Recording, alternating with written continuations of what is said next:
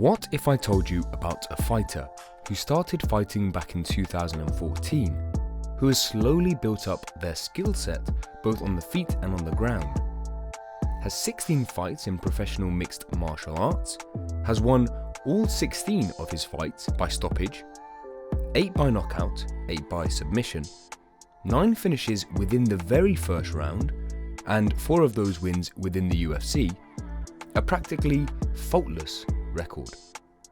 You would be right in thinking this should be one of the UFC's biggest superstars, a potential pillar of the sport, somebody who everybody is talking about, somebody the world would know. But say his name to the average fan and they probably won't know who you're talking about. Some might have never even heard his name. And while he does have a growing fan base and has some big names hyping him up, it's just not to the extent it should be, yet. That fighter is Shavkat Rakhmonov. Shavkat Rakhmonov was born in Uzbekistan on the 23rd of October 1994 and received citizenship of Kazakhstan in 2017. His father is a Kazakh of the Altynbay tribe and his mother is a Kazakh of the Konyarat tribe. Shavkat is from the Altynbay clan of the Junior Zuz. All of this I clearly just got from Wikipedia, so assuming it's correct, it just adds another layer of interest to an already fascinating character. Shavkat has the nickname Nomad. A nomad is a member of a community without fixed habitation who regularly moves to and from the same areas. Such groups include hunter-gatherers, pastoral nomads, owning livestock, tinkers and trader nomads. Shavkat has said his ancestors were nomads, hence the nickname, and has shared photos of himself hunting in the mountains on social media. He also wears the now trademark wolf's hat, the traditional headwear from his culture, at his media obligations and in his post-fight interviews. Honouring and representing his culture, coming from a unique place with a unique look and backstory, becoming the first Kazakh fighter ever to feature in the UFC video game, it again shows this guy is something a little different from the norm. So with that, let's get into why I and a lot of other people think 2023 will be the year of the rise of Shavkat Rakhmonov, and what it is about Shavkat that has people thinking he's on the precipice of greatness in the sport of MMA. On his official record, Shavkat Rakhmonov went 3-2 as an amateur, beating 3 different opponents and losing twice to the same fighter, and still the only man to beat Shavkat, Gadzhimurad Kiramagomedov. Maybe there's something about Gadzhimurad too. Not that much is known of his early life and training, but it is noted that before he turned professional in 2014, an 18-year-old Shavkat became world and Asian champion in amateur MMA for WMMAA, the World MMA Association, in late 2013. Obviously showing a natural propensity for fighting, he springboarded this achievement into his first professional MMA fight with the M1 Global brand, fighting the Caucasian gladiator Adam Tsurov in a welterweight bout. Tsurov was 2-1 in his pro career prior to this fight and went on to amass a 7-6 record. This fight was basically the perfect start to Shavkat's career. The fight starts off fairly even on the feet. Tsurov goes for a double leg takedown early and Shavkat locks up a guillotine. He fails to secure it and a bit of guard play takes place before the fight momentarily returns to the feet. Tsurov goes for a sacrifice throw and Shavkat lands in an armbar position. He attacks the arm and when Tsurov defends, he switches to the triangle and gets the tap in just under 4 minutes of the first round. A beautiful debut and seemingly under the watchful eye of what looks like Khabib's father, Abdulmanap Nurmagomedov. Khabib has been touting Shavkat for many years, so possibly he had knowledge of him from these early days. In Shavkat's first 12 fights, he alternated fighting under the M1 banner, with 7 of his professional fights taking place in the promotion, with the remaining 5 coming in his home country's own MMA organisation, Kazakhstan Mixed Martial Arts Federation, the KZMMAF.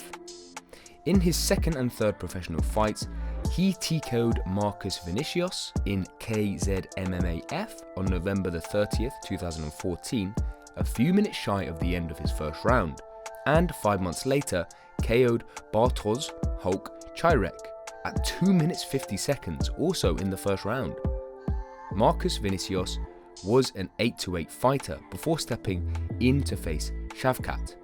So a great win against a much more experienced opponent, and Bartosz was 4-1 coming in their bout, another solid opponent in only his third professional fight. 2 months after his third fight, Shavkat faced 5-2 Michael Winacek at M1 Challenge 59. He won via guillotine choke in under a minute, a submission he would later go on to describe as his move, and one which he searches for in a lot of his fights. In 2016, Shavkat fought 3 times.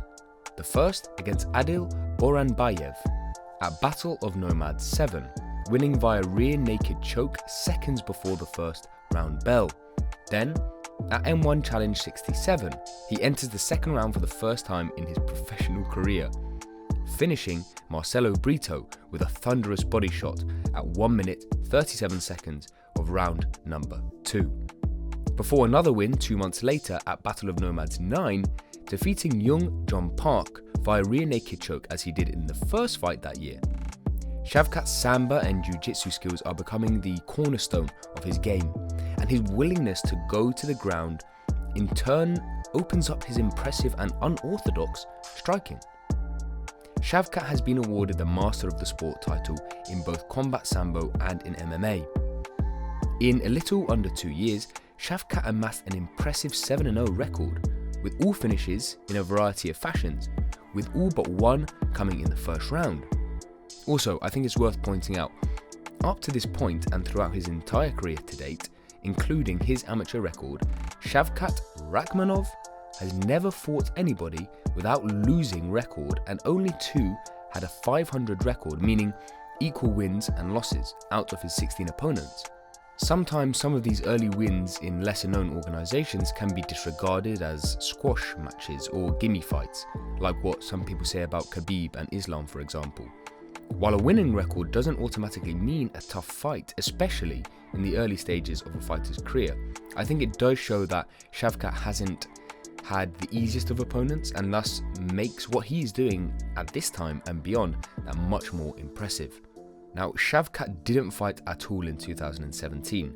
I looked into it but didn't see any reasoning for this. Possibly he just wanted some time off or had an injury, but he returned in February of 2018 back at M1, finishing the 5-2 Levan Solodovnik via triangle choke in 4.42 of round number 2. In his next 4 fights, starting in May 2018 to June 2019, Shavkat went on a run of 4 consecutive TKO finishes, winning via KO against Faridun Odilov in round number 3 at Battle of Nomads 10, the first and only fight in his career to make it to the 3rd round. I'm going to talk more about his fight in a minute. He then beat Rinat Sayakbayev via corner stoppage at the end of round 2 at Battle of Nomads 11 to take his record to a perfect 10-0. At M1 Challenge 101, he beat Daniel Prikaza via TKO in the middle of the round number 2, and then beat Thiago Varajao via punches at 4.5 of round number 1 at M1 Challenge 102. Going back to the Faridun Odilov fight, it would be disingenuous to just gloss over this fight as another bout in his TKO streak. This is the one moment detractors will point to as his Achilles heel, or look what will happen when he faces a real striker. As well as taking Shavkat into the deepest waters he's ever encountered in his entire career, Faridun Odilov also came the closest to turning the Nomad stationary once and for all. After a back and forth first round with both men taking turns in dominant positions, in the second round, after nearly getting his shoulder ripped out of its socket in a brutal Kimura attempt, Odilov landed his right hand. Shavkat ate this overhand and a series of brutal follow-up shots, closing the round with his opponent landing heavy ground and pound. Shavkat showed an excellent chin, an incredible recovery, as you can see him try and kick his opponent away just seconds after he hits the ground after the first knockdown. Even when dazed, he seemed to make the best decision he could under the circumstances, facing the prospect of his first defeat in his pro career.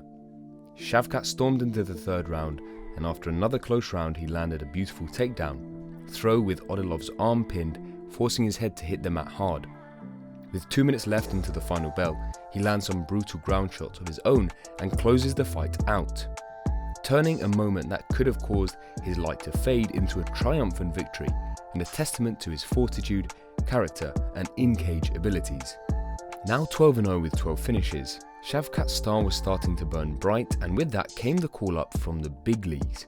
He caught the eye of the UFC machine at the start of 2020, but a tumultuous time in all our lives got worse for Shavkat, having 3 successive cancelled bouts in a row. He was first scheduled to face Bartosz Fabinski in March 2020 at UFC Fight Night, Woodley vs Edwards. However, the event was cancelled due to the pandemic. Then he was expected to face Ramazan Emeev in July 2020 at UFC on ESPN, Whittaker vs Till. However, Shavkat was forced to pull out due to injury, being replaced by Niklas Stolze. Then in his third scheduled bout of the year, Rakhmonov was scheduled to fight Elizeu Zaleski dos Santos in October 2020 at UFC 254. However, Zaleski pulled out late September due to injury and was replaced last minute by Alex Oliveira. At the weigh-ins, Oliveira weighed in at 173 pounds, 2 pounds over the welterweight non-title fight limit, and the bout proceeded at a catchweight. Alex Cowboy Oliveira was a tough, experienced fighter, having first joined the UFC in 2015 and had amassed an impressive 18 fights under the promotion. He broke a 3-fight skid by winning 2 in a row with a back-to-back decision win over Max Griffin and Peter Sabota. Though having come into the fight on short notice and missing weight, Alex was behind the 8-ball against a surging Shavkat, and the fight reflected as such. The two traded on the feet for the first minute and then transitioned to grappling against the cage. Both took turns pressuring the other into the octagon. Then, just like his very first fight, he used his opponent's wrestling to lock up a guillotine choke. This time, his opponent couldn't tough it out and Shavkat got the tap within just 20 seconds left in the first round, with John Anik exclaiming, "Remember the name, Shavkat Rakhmonov."